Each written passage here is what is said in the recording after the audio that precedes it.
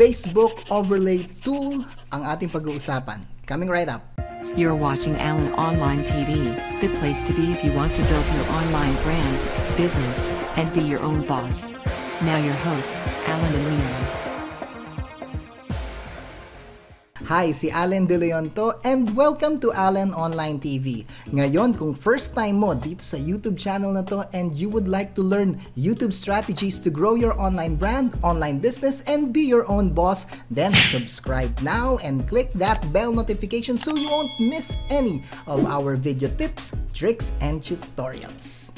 Kadalasan, kaya na-disapprove ang Facebook ads, it's because yung ginamit na image or photo mismo is more than 20% yung text. Yes, dapat 20% text lang ang gagamitin sa bawat image or photo for your Facebook ads. Yun kasi yung requirement ni Facebook eh. So, ang tanong, paano natin malalaman kung 20% ba yung nagawa natin sa image or sa photo na gagamitin for the Facebook ads? Well, eto yung maganda. For this video tutorial, meron tayong gagamitin na tool at ang tawag dito ay yung Facebook Overlay Tool. At yan yung papakita ko sa'yo para malaman mo kung yung image or photo na gagamitin mo sa Facebook ads mo will meet the 20% text requirement. So, if you are ready, so let's head over sa computer screen ko at ipapakita ko sa'yo. Alright, so you're ready? Let's go guys, let's go! Welcome to my computer screen. So, dito na tayo kay Google. So, hanapin na natin sa search, Text Overlay Tool. So, enter natin. So, ito yon, Text Overlay Tool, Facebook. Click natin. Just make sure na pag sinearch nyo si Text Overlay Tool na naka-login kayo sa Facebook account nyo or Facebook profile. Katulad ko, naka-login ako ngayon. Okay, so let us read image text check. Upload an image to determine how much text is in your ad image. If the proportion of text to image is too high, your ad may not reach its full audience. So makikita nyo gusto talaga ni Facebook yung konti lang yung text. Kaya lang, yun nga yung tanong dyan. So how will you know if you meet the standard ni Facebook with regards to text? Ang standard niya kasi 20% lang daw yung text sa image. So, ito yung gagamitin natin, tong Text Overlay Tool. Meron na akong hinanda na image for a Facebook ad. So, i-upload natin dito. Kung makikita nyo tong upload button, tingnan natin kung siya ay makakapasa. Now, pag in-upload ko yung image dito kay Text Overlay Tool, then makikita natin yung result dito sa image text ratings. It's either image text okay, your ad will run normally. Pwedeng image text low, your ads reach may be slightly lower, or dito image text medium, your ads reach may be much lower, or itong isa, image text high, your ad may not run. So ito yung maganda, at least madedetermine natin. So mag-upload na ako ngayon ng image. Let's see kung saan siyang category mapupunta. So upload natin, click upload, and then hanap tayo. Actually may pin-repair ako dito eh. Oops. Okay, this one. So open natin, and then let's see.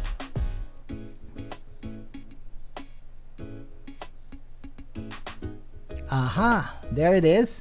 Sabi, image text high, your ad may not run. You may not reach your audience because there's too much text in the ad image. Facebook prefers ad image with little or no text. Unless you qualify for an exception, change your image before placing your order. So itong image na to, sabi niya, yung ad ko may not run kasi marami raw text. Yes, medyo maraming ang text kung titignan po natin. So i-adjust ko lang and then let's see kung ma-approve siya. So adjust ko, tanggalin ko yung ibang text, okay? 5 minutes later.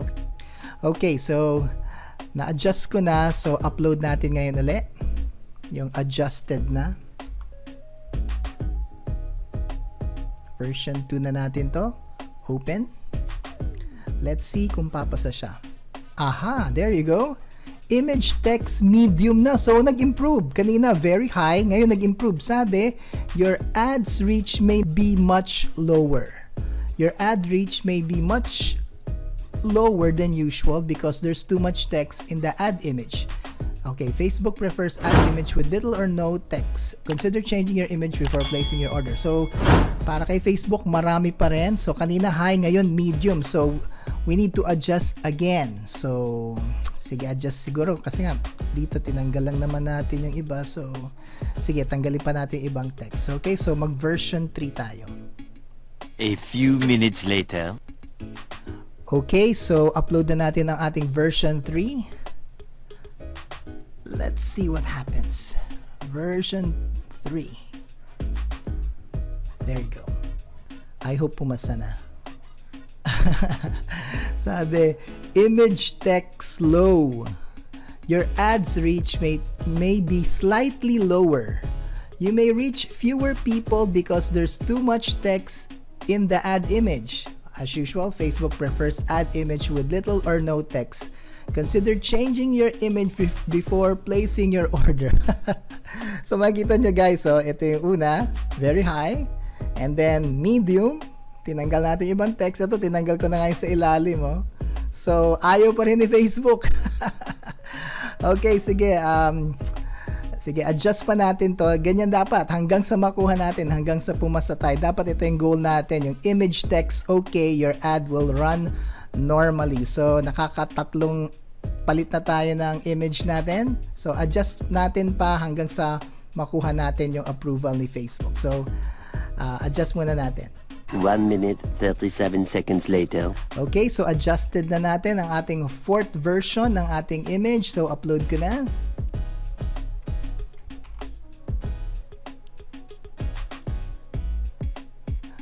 Okay, here we go. Sana makuha na natin. Aha! Ayan, nakuha na natin guys. Image text, okay. Your ad will run normally. Woohoo! Nakuha rin natin. Okay, kung mapapansin nyo guys, ito yung bago nating adjusted na version 4 ng ating image for our Facebook ad campaign. So makikita nyo yung prosesong ginawa natin. We started out with this image and then it's very high. Your ad may not run. Dito, nakuha natin medium. Your ads reach may be much lower. So we adjusted again and adjust na naman natin. Your image text low. Your ads reach may be slightly lower. Hanggang sa nakuha natin text image or image text, okay, your ad will run normally. So ito yung tool na dapat mong gamitin kapag ikaw ay gumagawa ng Facebook ad image. Okay? So dito mo malalaman kung papasa yung iyong image sa Facebook ads mo. Sigurado ako na ma-approve na ang Facebook ads image or photo na gagamitin mo because it will meet the 20% requirement of Facebook using the Facebook overlay tool. But, pag ito ay na-approve na at nagro-run na ang Facebook ads mo, expect mo na may mga bashers, haters, trolls na magko-comment, bad comment sa Facebook ads mo. Wala tayong magagawa. Mga taong to wala rin siguro magawa sa kanilang buhay at gusto lang manira ng negosyo natin. Lalo na tayong mga online marketers, online entrepreneurs. May mga taong gusto lang manira. And we don't want that kasi masisira rin yung business natin. Baka ma-influence yung ating target prospects or customers at maniwala. Sayang, di ba? We don't want these comments sa Facebook ads natin kasi nagbabayad tayo. Now, paano ba natin mabablock yung mga bad comments nila na walang katotohanan? I have good news for you. Panoorin mo itong video na to. That's the one. Panoorin mo yan para hindi na mag-appear yung mga bad comments ng mga haters, bashers, and trolls. Okay? So, panoorin mo lang yung video na yan and your problems will disappear. Alright? Mukhang nagtatahulan na yung mga aso ko. Mga gutom na sila. So guys, papakainin ko na sila. Okay? So, don't forget to subscribe and click that bell notification so you won't miss any of our latest video episodes. This is Allen De Leon. Thank you very much for watching, guys. And please, do check out the other videos that we have for you. Okay? So, bye for now and God bless, guys. Don't forget to like, share, and subscribe. Thank you for watching Allen Online TV. See you in our next video episode.